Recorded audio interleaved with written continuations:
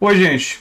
O que é que o cancelamento de Rita Van Hunt tem a ver com a aliança de 4 partidos de esquerda na França? Bem, é isso que eu vou explicar para vocês nesse vídeo. Se vocês não sabem, Rita Van Hunt foi às suas redes sociais e declarou que não vai votar em Lula no primeiro turno. Ela elencou como motivos o fato de, no discurso dele, ele não estabelecer um compromisso de revogar as reformas antipovo, as reformas de natureza neoliberal que passaram nos últimos anos. Não é? Bem, a Rita Van Hunt defendeu um voto ideológico no PCB e no UP, Unidade Popular.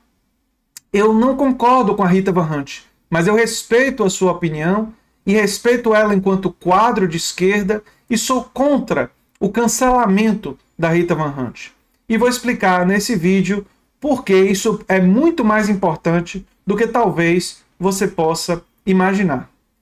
Sim, eu discordo. A minha avaliação é diferente da Rita Van Hunt e eu vou explicar aqui qual é a minha avaliação.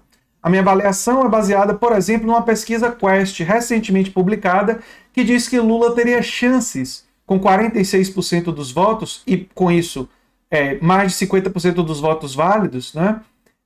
Vencer a eleição já no primeiro turno. E eu entendo que derrotar o bolsonarismo é uma prioridade tão grande que, se essas pesquisas continuarem sinalizando esse quadro eleitoral até o momento da eleição, eu vou votar em Lula e vou advogar o voto em Lula, vou defender o voto em Lula, no sentido de derrotar o bolsonarismo já no primeiro turno. Mas o meu voto também se modificaria dependendo das pesquisas, e aqui eu vou explicar. Como eu disse, derrotar o bolsonarismo é a prioridade. Se por acaso, num cenário que hoje parece improvável, Lula caísse nas pesquisas de 46% para 38%, Bolsonaro caísse de 30% para 20%, e Ciro Gomes subisse dos seus 9%, 10% para 19%. Se isso acontecesse, ficaria claro que teríamos um segundo turno. E a dúvida seria se o segundo turno seria entre Lula e Bolsonaro ou Lula e Ciro. Nesse caso, para derrotar o bolsonarismo, para derrotar o neofascismo, faria muito mais sentido, é lógico, votar em Ciro no primeiro turno para retirar Bolsonaro do segundo turno. Esse quadro hipotético, esse cenário hipotético, não é o cenário que está colocado. Não é o cenário mais provável. Mas mesmo esse cenário eu tenho em mente como duas possibilidades. E aí eu estou falando do voto em Lula ou no voto em Ciro. Mas eu tenho e nesse momento seria o voto em Lula. Mas eu tenho uma política pessoal muito mais à esquerda, tanto do que Lula quanto com Ciro. Eu defendo, por exemplo, a democratização dos espaços de trabalho, a superação do próprio capitalismo através da democratização progressiva dos espaços de trabalho, transformando o Estado em um Estado mais democrático e esse Estado mais democrático expandindo o trabalho cooperado a nível nacional para modificar os meios de produção e colocar eles progressivamente nas mãos da classe trabalhadora. Essa é uma agenda muito mais radical, muito mais de esquerda do que tanto Lula e Ciro colocam em seus programas. Muito mais.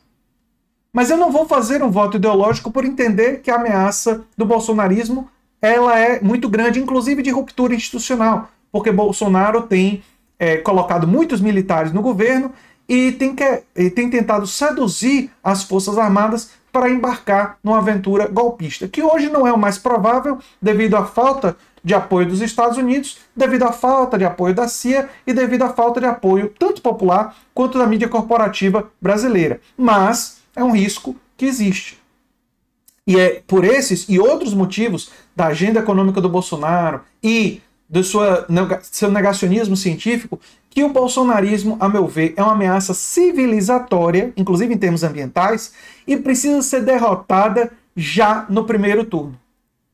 Por isso eu discordo da análise da Rita Van Hunt, que falou num voto ideológico em um partido pequeno, com pouca expressão eleitoral, como o PCB. Embora eu discorde da análise da Rita Van Hunt, de sua conclusão e tal, eu entendo que ela é um quadro importante da esquerda brasileira. Se trata de uma influenciadora com mais de 1 milhão de seguidores no YouTube e mais do que isso, uma voz com reflexões importantes e interessantes que merece ser ouvida e nós devemos dialogar com ela. E o diálogo é fundamental. E aí nós voltamos ao exemplo da França. Na França, 4 partidos de esquerda, de ideologias diferentes, sentaram à mesa para dialogar. E em vez de um cancelar o outro, um ofender o outro, um atacar o outro, um fazer chantagem emocional com o outro, coisa comum de ciristas fanáticos, de lulistas fanáticos, de pessoas aqui no Brasil que estão, digamos assim, fundamentalistas, assim como os bolsonaristas atacam e ofendem, não é? Eles resolveram sentar para dialogar e chegaram à conclusão de que sim, existe uma ameaça neofascista que foi derrotada pelo Macron. E eles apoiaram o Macron na eleição presidencial. Mas que agora eles precisam derrotar o Macron e sua agenda neoliberal. E todos esses partidos de esquerda se uniram e têm a chance agora de talvez indicar o primeiro-ministro. Ora, esses partidos de esquerda têm divergências profundas em relação ao papel do Estado, em relação a como lidar com a questão ambiental, em relação a muitas questões. Só que eles chegaram à conclusão de que barrar as reformas neoliberais do Macron e encaminhar uma agenda pró-classe trabalhadora era mais importante do que as divergências deles. E eles encontraram pontos de diálogo e de contato para poder lutar juntos. Se nós queremos, e eu quero fazer isso no Brasil, nós não podemos olhar para o PCB, para a Unidade Popular, para o PSTU e para outros grupos dentro da esquerda, para o PSOL, para o PDT, como adversários políticos. Não são nossos adversários políticos.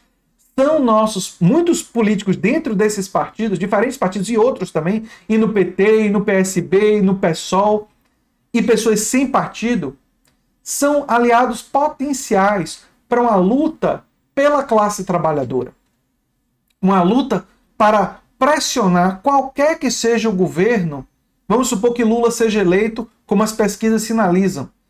Nós vamos precisar nos unir para pressionar esse governo na direção de reformas pró-classe trabalhadora, porque ele também vai ser pressionado por forças de grandes corporações empresariais. Nós vamos precisar ter essa unidade, nós vamos precisar construir a solidariedade entre a esquerda. E essa solidariedade, ela parte de um diálogo respeitoso, de um diálogo que não cancela.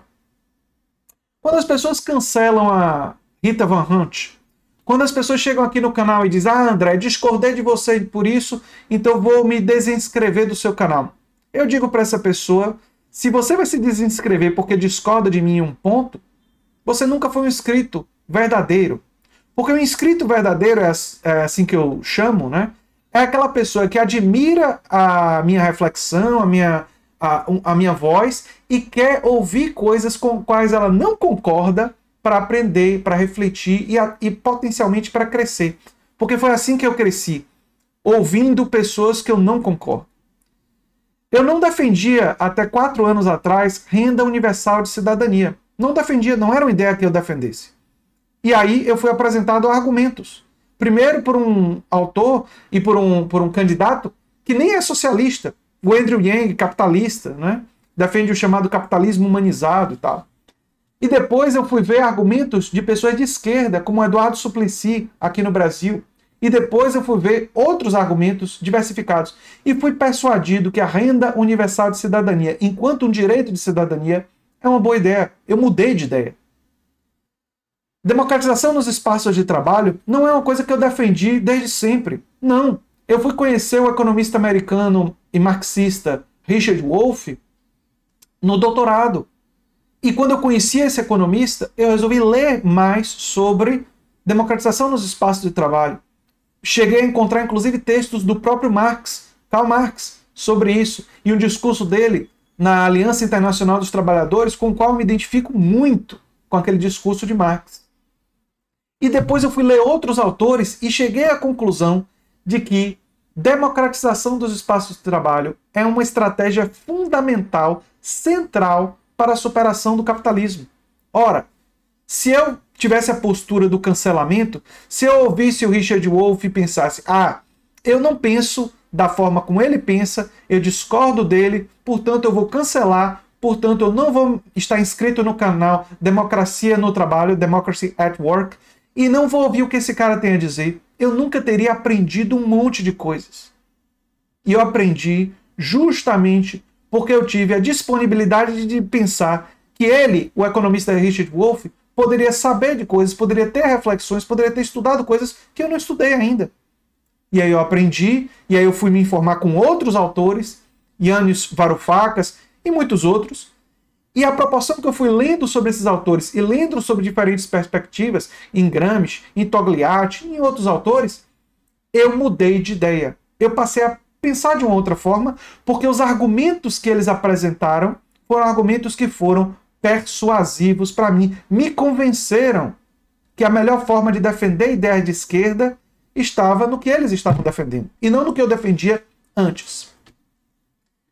Até para convencer os bolsonaristas, nós precisamos respeitar eles enquanto cidadãos que votaram em Bolsonaro na eleição de 2018, mas que podem estar um pouco arrependidos, e dialogar com eles como trabalhadores, como pessoas, como cidadãos brasileiros, e mostrar para eles com respeito e com dignidade que eles merecem um governo melhor do que um governo negacionista, do que um governo que ignora os e-mails da Pfizer, do que um governo que permite a destruição da Amazônia, do que um governo que permite a manutenção dessa política de paridade internacional de preços da Petrobras.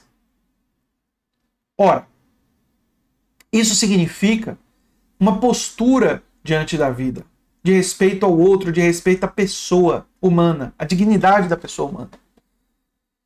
E não fazer chantagem emocional, não acusar, não tentar cancelar. Esse tipo de postura é uma postura que não vai convencer a Rita Van Hunt de nada e não serve para forjar uma solidariedade do campo de esquerda para barrar essas reformas negativas e para que a esquerda tenha chance de implementar reformas e mudanças a favor da classe trabalhadora, a favor dos mais pobres, nós vamos precisar de todo mundo que for possível.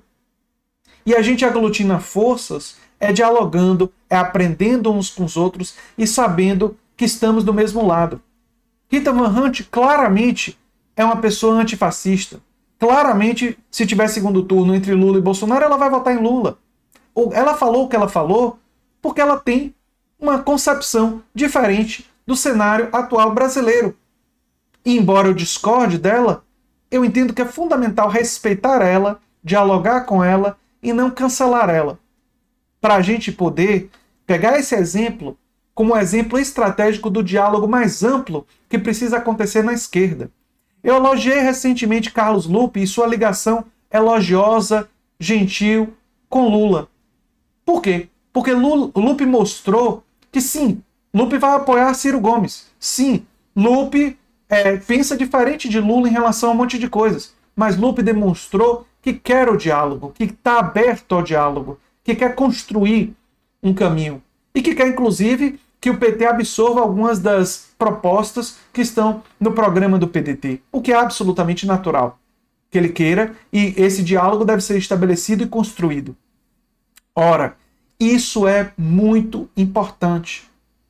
Porque se nós quisermos, no futuro, pressionar qualquer que seja o governo progressista para se contrapor aos interesses das grandes corporações empresariais, nós vamos precisar de união. E aqueles que semeiam ódio, aqueles que semeiam cancelamento, aqueles que semeiam raiva em relação à pessoa quando ela tem uma divergência, essa pessoa pode não ter consciência disso, mas lamentavelmente está fazendo o jogo da direita, está fazendo o jogo das grandes corporações. Quando essa pessoa escuta aquele que pensa diferente, reflete e reconhece que, embora tenha divergências, está dentro de um mesmo campo e vai lutar pela classe trabalhadora, essa pessoa está somando forças junto com partidos e organizações para uma luta fundamental e civilizatória nesse século XXI. E é o que eu tinha para falar sobre esse assunto. Eu sou André Teixeira Jacobina, o canal é a Nova Máquina do Tempo, e a gente se vê em breve em outro vídeo. Se você gosta do que a gente faz, se inscreve, dá um like, compartilha, quem sabe se torna membro ou apoiador do canal. Um abração, gente. Tchau, tchau.